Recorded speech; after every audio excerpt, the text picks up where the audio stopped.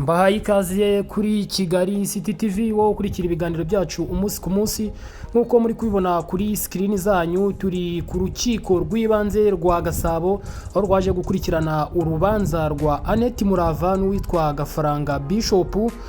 Murabizi ko runo rubanza rwa rumaze iminsi yaramaze uwitwa Gafaranga Bishop afunzwe iminsi 30 y'agateganyo. Rero kuri uyu munsi ku itariki 7 z'ukwezi kwa karindwi umwaka w'ibihumbi 2025 uwitwa Annette Murava nibwo yagarutse aje kuburana n'umugabo we. Murabizi yuko uwitwa Annette Murava yatanze imbabazi kuri Gafaranga, ariko urukiko rw'ibanze rwo rukaba rutaratanga imbabazi kuri Bishop Gafaranga ukurikiranyweho gukubita no gutuka no gutoteza no gushaka gufata ku ngufu cyangwa se gukoresha umuntu imibonano mpuzabitsina ku mbaraga. Rero uwitwa Annette Murava akaba yaje kuburanira umugabo we ngo arebe niba yakurwa muri gereza, ariko nkuko twari tuhibereye ku rukiko rw'ibanze rwa Gasabo nuko uwitwa Annette Murava yasohowe mu rukiko arimo ararira amarira, ubona ko ari kubungabunga mu maso. Ubibona koko umwanzuro wafashwe atari mwiza, nubwo tutaramenya iby'ibanze uko byagenze, ariko tugomba kuvanga tumenye ko gahunda zimeze. Uwitwa Annette Murava n'uwitwa Gafaranga Bishop uko urubanza ruza gukomeza.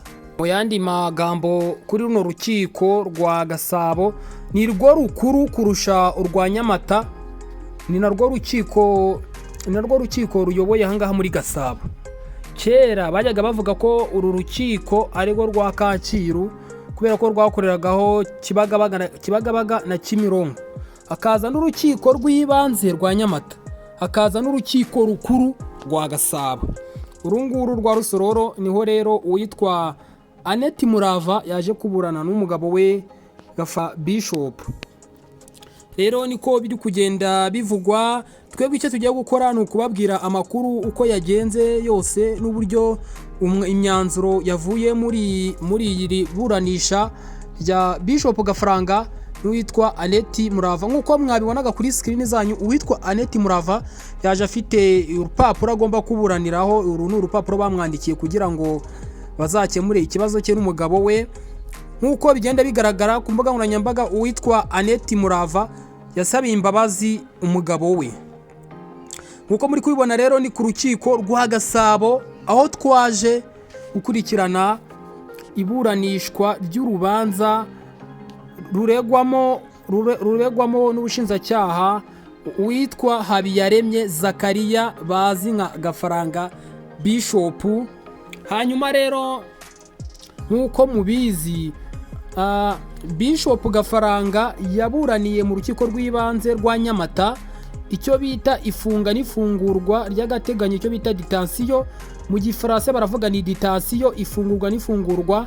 Hanyuma rero ubwo yakatirwaga n'urukiko rw'ibanze rwa Nyamata iminsi 30 y'agateganyo ku byaha yakekwagaho: gukubita, gukomeretsa, gukoresha imibonano mpuzabitsina uwo bashakanye ku ngufu, kumubuza amahwemo, kumucyurira ko nta kintu yakuye iwabo, ndetse kumwita indaya, kumukubita, kumuniga, kumutera imigeri mu nda. Bishop Gafaranga urabizi neza ko yabihakanye, yakaniye urukiko avuga ko ibyo byose ntabyazi.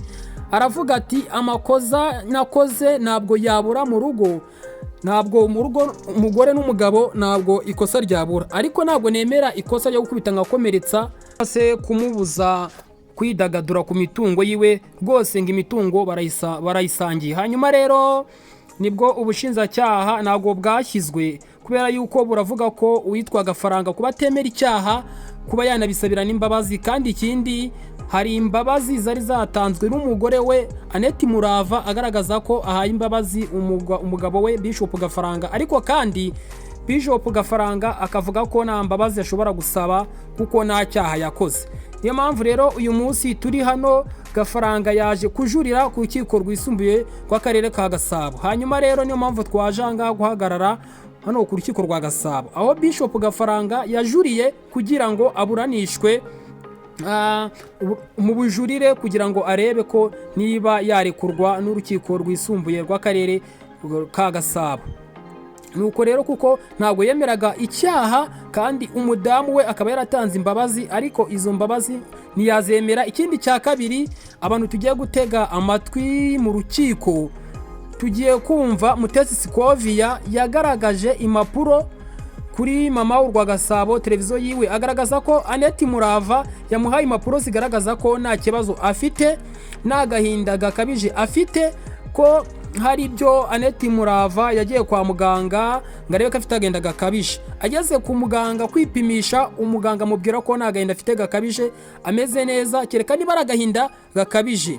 Uyu munsi rero Annette Murava nawe yemera ko umugabo we agomba gufungwa. Annette aravuga ati ntabwo rwose umugabo wanjye ntabwo nzi icyo afungiwe. Abandi ati se kuki wafungishije umugabo wawe ugatanga ikirego, watanze ikirego uzi ko ari kwa muganga cyangwa? Kuri ubwo rero mu kanya tugiye kumva iburana rya Gafaranga. Ese Gafaranga araburana ate? Ese umugore wa Gafaranga we arabyifatamo gute? Ese umushinjacyaha araza gufata ikihe cyemezo?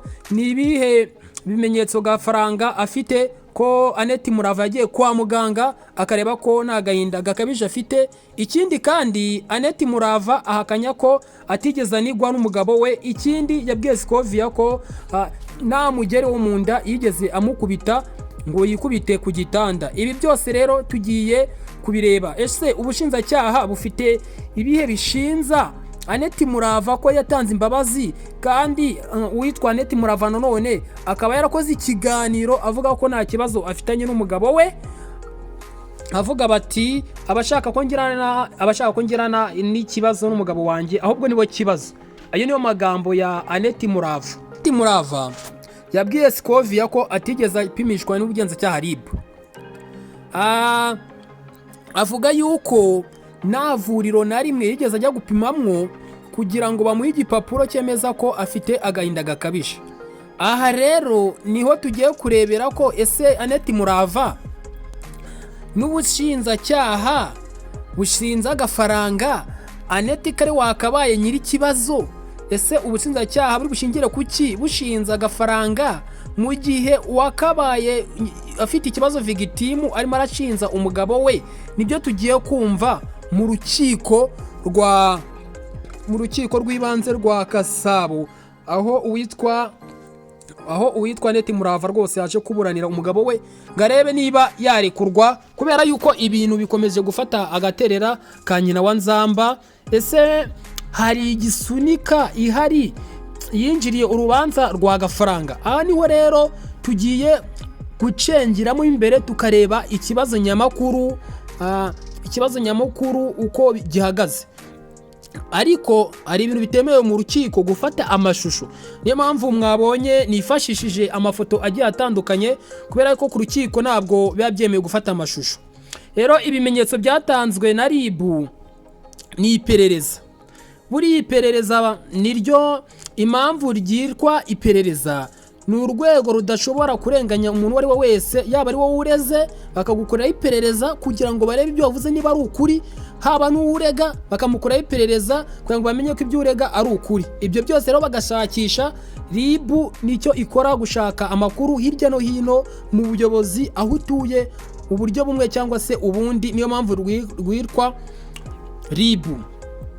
Ubu ngubu ntabwo twari twamenya ko Annette Murava ikirego yatanze, kubera ko witwa amategeko mu yandi magambo witwa Bishop Gafaranga naburana na Annette Murava, ahubwo araburana na Ministeri Publique, Ministeri y'Ubutabera, bayita Ministeri Publique, niyo Gafaranga ari buze kuburana nayo. Ubwo ni ukuburana na leta. Urumva ko ni ibintu bikomeye, ntabwo abana n'umugore we, kuko umugore we yatanze imbabazi byamuvuyeho. Ubushinjacyaha rero nibwo burimo buraburana na Gafaranga, kuko ko imbabazi yatanze zateshejwe agaciro. Imbabazi yatanze zateshejwe agaciro, ariko kandi tugiye kureba usanga tugomba kwitegereza tukareba ese biri bugende bite. Turakurikirana urubanza uko biza kuba bihagaze. Ubushinjacyaha bushingiye kuki? Kuba umuvugizi wa Gafaranga nawe arahari, n'umucamanza wa Gafaranga nta n'umwavoka wa Gafaranga uri kuza ngo agaragaze yuko uwitwa Gafaranga Bishop ko nta cyaha yigeze akora. Ariko Gafaranga Habiyaremye birumva ko nta n'ibimenyetso bari bimushinjura.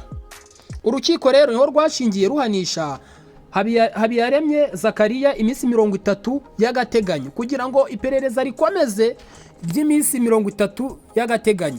Bityo rero Gafaranga kutanyurwa kwiwe niyo mpamvu yahise ajurira ku rukiko rw'akarere kwa Gasabo. Ariho duhagaze uyu munsi, abantu mwagiye mubona amashusho agiye atandukanye, ni ku rukiko rukuru rwa Gasabo.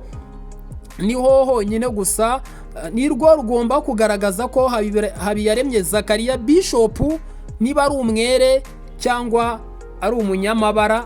Ariko abantu benshi barifuriza Bishop Gafaranga kurekurwa cyangwa se gutaha, kandi n'umugore we aramukumbuye cyane, aramwifuza, akeneye ko baganira n'ubwo ari watanze icyo kirego. Ariko umugore we Annette Murava akaba yaratanze icyo kirego.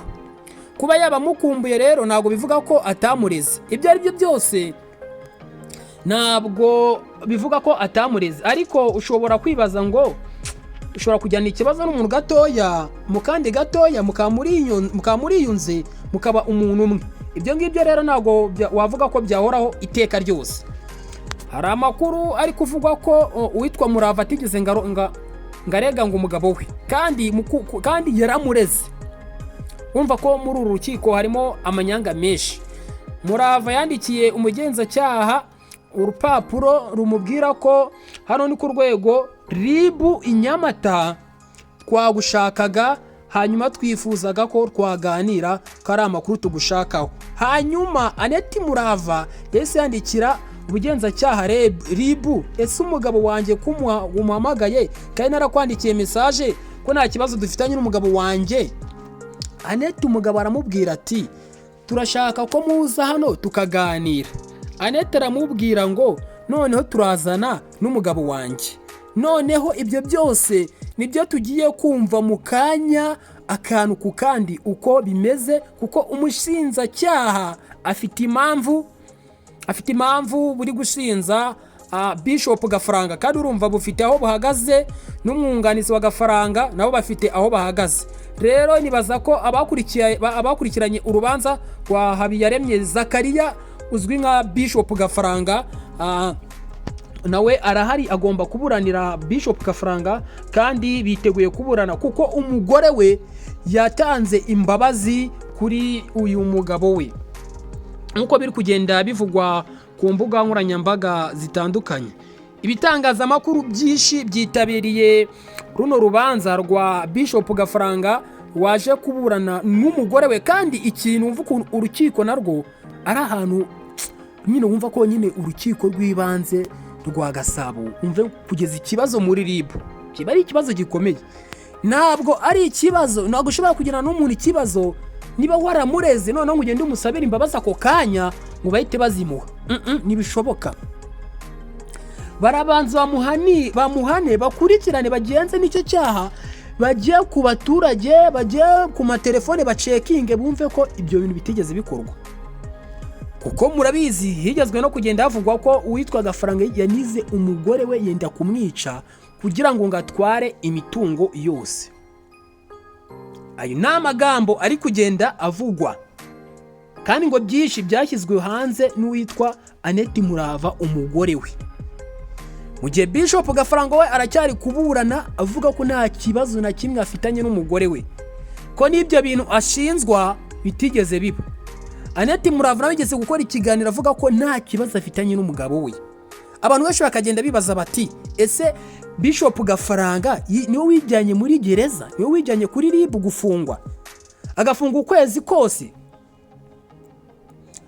Rero ukumva ko runo rubanza rurimo amanyanga menshi. Ariko ibyiza nuko tugiye kuvana tumenya ukuri uko urubanza rwa Bishop Gafaranga uko ruza kugenda rumeze n'uyu mugore we Annette Murava, nkuko ari kugenda amusabira imbabazi avuga ko nta kibazo afitanye n'umugabo we. Rero kwebwe icyo twagenda twifuriza uwitwa Bishop Gafaranga nk'abavandimwe, nk'umuntu wakoreraga Imana, akorera indirimbo, afasha abana b'Abanyarwanda, twamwifuriza ishya n'ihirwa yo kugira ngo arekurwe aze yite ku mugore we, aranamukumbuye. Icyo ni icyambere. Kandi n'umugore yavuze ko akumbuye umugabo we, yarabyivugiye mu kiganiro, ni ibintu mwagiye mubona. Rero byaba ari byiza kubona uyu mugabo Bishop Gafaranga arekuwe. Rero twebwe icyo tujya gukora, reka tubakurikiranira amakuru, tujya ku rukiko rw'ibanze twumve ibiri buze gusohokamo, kuko murabizi ntabwo gufata amashusho biba byemewe. Nayo ngaha twayafashe kubera yuko yari arimo yinjira Annette Murava, ariko mo imbere mu rukiko ntabwo biba byemewe. Twebwe turababwira umwanzuro uko wagenze. Rero reka mbabwire ngo wowe ugeze ahangaha ubwa mbere kanda subscribe, niba hano uzajya ukora amakuru yizewe 5/5. Ngenda bakunda cyane, ngene twahita Samba Boy. Wowe umeze neza ukomeze kubwubwa neza, nawe utameze neza ukomeze kwihangana.